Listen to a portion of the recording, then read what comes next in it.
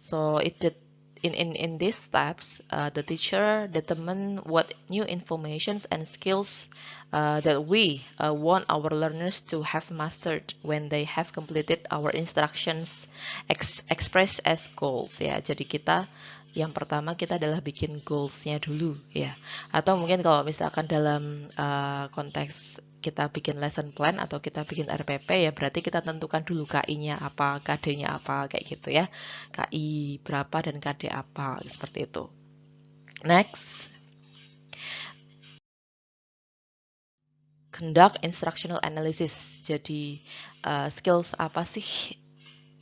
Skills apa? Ini adalah keterampilan ya, keterampilan, kemudian pengetahuan dan sikap apa. Nah, yang harus dibutuhkan atau yang harus dimiliki atau yang dibutuhkan oleh learners untuk apa? Mencapai tujuan pembelajaran kayak gitu.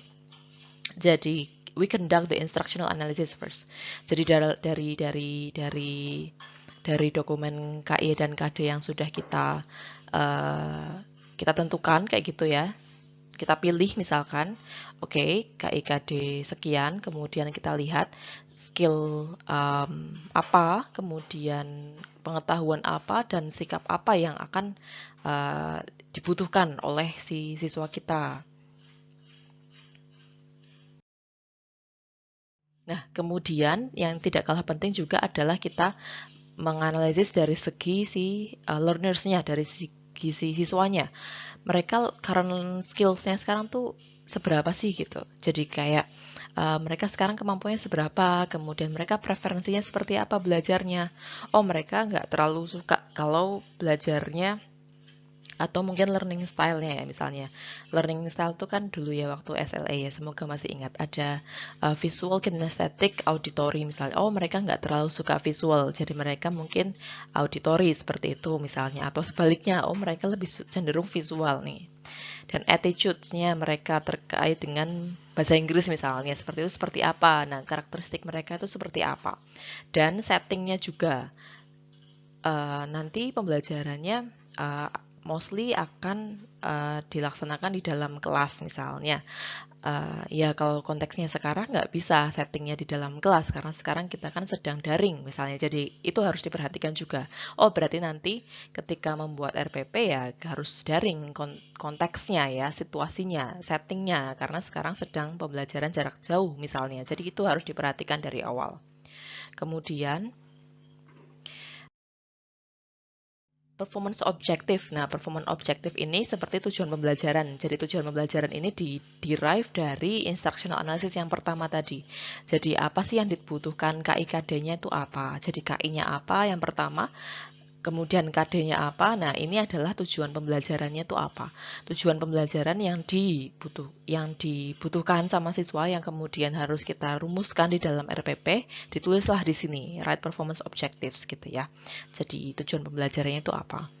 Dan kemudian ada beberapa RPP yang kemudian harus menuliskan indikator pencapaian kompetensi. Nah, tidak hanya tujuan pembelajaran tapi juga indikator pencapaian kompetensi juga dituliskan di sini. Kemudian yang berikutnya adalah assessment. Jadi berdasarkan tujuan pembelajaran yang sudah dituliskan, nah kita mendevelop assessment. Assessment ini penilaian ya. So ini adalah penilaian. Nah, penilaian kita melihat aspek mana yang akan dinilai. Kalau kita lihat di RPP nanti ada 3 aspek ya. Keterampilan, pengetahuan, dan juga sikap. Jadi 3 domain itulah yang harus ada assessment-nya. Misalnya, kalau yang untuk pengetahuan menggunakan multiple choice. Kemudian kalau untuk keterampilan misalnya kalau skill-nya adalah writing, menggunakan rubrik misalnya.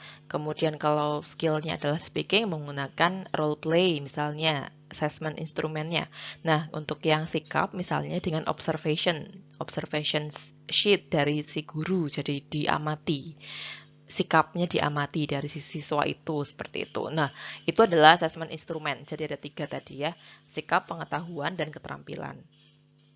Skills, knowledge, and also attitude. Kemudian instructional strategy. Nah, ini adalah kalau ya setelah mendevelop beberapa hal tadi, kita mengidentifikasi a theoretically based strategy to use in the instruction to achieve the goal. Ini adalah gampangnya model pembelajaran itu kita mau pakai apa sih? Nah, apakah kita mau pakai misalnya TPLT, ataukah kita mau pakai scientific approach, ataukah kita mau pakai problem based misalnya. Nah, di sana kita biasanya ada beberapa komponennya. Kalau di dalam RPP kita menyebutnya apa namanya, ada beberapa langkah-langkah pembelajaran kayak gitu ya. Jadi langkah pembelajaran itu apa saja. Nah, kalau menurut Dick and Carey ini harus ada 4 aspek ini kayak gitu. Yang pertama adalah pre-instructional activities. Jadi pre-teaching dulu. Pre-teaching, kemudian while teaching, kemudian post-teaching seperti itu. Nah, pre-nya itu biasanya diawali dengan apa dulu nih sebelum mulai ke materi, itu apa dulu aktivitasnya, berdoa, kemudian mungkin ya teacher greet the students, kemudian have the attendance dan seterusnya. Jadi ini adalah pre-activity gitu ya. Kemudian setelah itu baru mulai di while teaching-nya, jadi sudah mulai masuk ke materi nih, presentations of the new content. Nah, kemudian setelah itu baru kemudian di dalam while teaching-nya itu ada partisipasi dari si students-nya. Nah, terakhir ada follow up activities, ini terkait dengan post teaching seperti itu misalnya. Jadi instructional strategy di sini kita menentukan model pembelajaran apa yang akan dipakai. Kemudian develop and select instructional materials. Jadi di sini kita tidak hanya cukup sampai, jadi tadi agak cukup banyak gitu ya. Nah, setelah kemudian kita menentukan model pembelajarannya, nah kita pilih materinya yang sesuai dengan KI dan KD dan tujuan pembelajaran yang sudah ditentukan tuh apa. Jadi we select and produce the materials used that will be used by the teachers, such as the textbook, for example, the instructor guides, students reading list, PowerPoint presentations, case studies, video, podcast, dan seterusnya. Jadi materi yang akan kita berikan itu kita susun dengan baik gitu ya. Kemudian design and conduct formative evaluation. Jadi yang dinamakan dengan formative evaluation itu adalah evaluations atau ya yang bertujuan untuk improving the instructional process and product kayak gitu ya. Jadi evaluasinya berada biasanya di tengah-tengah nih. Ini kira-kira udah sesuai belum ya kayak gitu di tengah-tengah pembelajaran seperti itu. Kalau belum kita berarti bisa kita bisa ganti dengan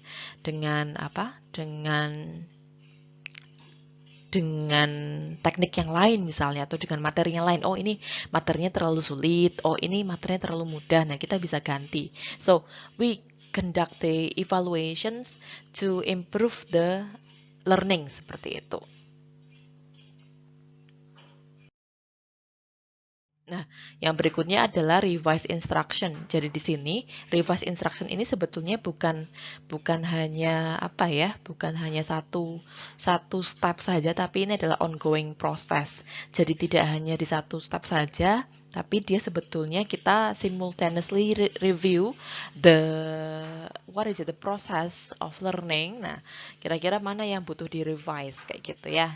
Kemudian jadi kita mereview kembali, oh ini kayaknya tujuan pembelajarannya terlalu luas kayak gitu, kayaknya tidak bisa, kurang spesifik misalnya. Nah, kita revisi lah di situ. Kemudian ini kayaknya langkah-langkah pembelajarannya terlalu panjang, kurang concise kayak gitu ya. Kita revisi lah di situ di instructional strategy-nya misalnya.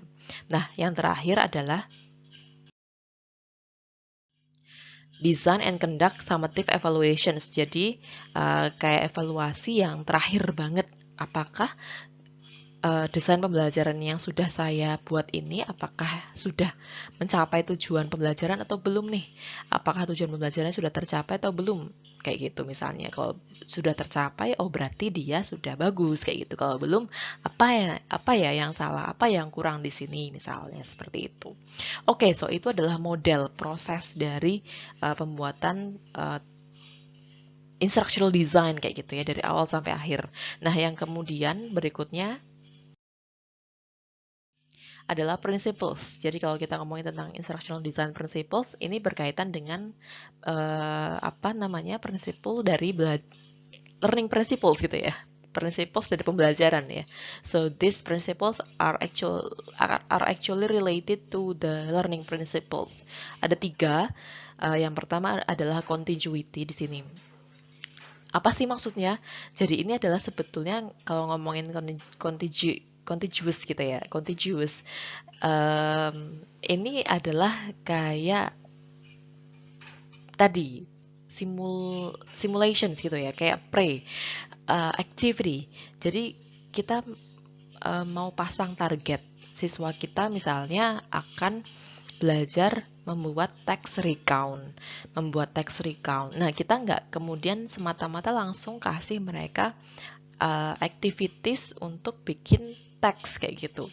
Nah, kita harus kita harus persiapkan beberapa skill yang dibutuhkan untuk menulis teks recount tadi. Nah, salah satunya adalah, recount teks itu kan terjadi di masa lalu. Berarti ketika siswa itu harus bisa menyusun teks recount, dia harus bisa menguasai simple past dulu. Nah, berarti di sini harus ada materi tentang simple past yang diberikan sebelumnya. Nah, ini adalah prinsip contiguity seperti itu. Jadi, step by step, nggak langsung kemudian dikasih tugas suruh bikin recount text, tapi sebelumnya tidak diberikan materi tentang past, simple past kayak gitu ya. Jadi harus ada materi tentang simple past dahulu, baru kemudian dia diminta untuk menulis seperti itu. Nah, tidak hanya itu, dia juga diberikan model teks bagaimana recount itu seperti apa sih recount text. Nah, itu harus disampaikan juga seperti itu. Nah, yang berikutnya adalah repetition. Ya, repetition maksudnya adalah diulang gitu ya. Jadi berulang, tidak hanya sekali. Jadi misalkan kalau materi seperti simple past tadi, ketika mengajarkan recount, kita ajarkan simple past. Tapi nanti ketika mengajarkan naratif, karena naratif juga terjadi di masa lampau gitu ya, itu fiksi tapi terjadi di masa lampau. Ada beberapa yang diangkat dari kisah nyata yang dia legend, misalnya legend itu kan memang cerita rakyat kayak gitu. Nah, itu kan tidak mungkin saat ini pakai simple present, kan tidak mungkin. Berarti harus pakai simple past. Nah, berarti simple past juga diajarkan kembali ketika nanti mengajar narrative text misalnya. Jadi repetitions. Kemudian yang berikutnya adalah reinforcement. Reinforcement adalah apa ya? In bahasa Indonesia we can say it as penguatan. Jadi ketika si students berhasil melakukan sesuatu, kemudian dia merasa, oh ini sudah sesuai dengan ekspektasi nih, kayak gitu misalnya. Nah, ekspektasi atau yang diharapkan sama si gurunya misalnya, oh dia berarti mendapatkan penguatan, misalkan diberikan praise, oh that's a good text kayak gitu ya. It's a very good job that you have done misalnya seperti itu. Jadi diberikan reinforcement dari si guru kepada si siswa. So that is positive reinforcement. Ketika diberikan praise seperti itu, nah dia kemudian menjadi semangat seperti itu. Okay, so that is the end of this slide gitu ya. Ini adalah slide terakhir. Terima kasih, nanti kita akan diskusi di WA group. Wassalamualaikum warahmatullahi wabarakatuh.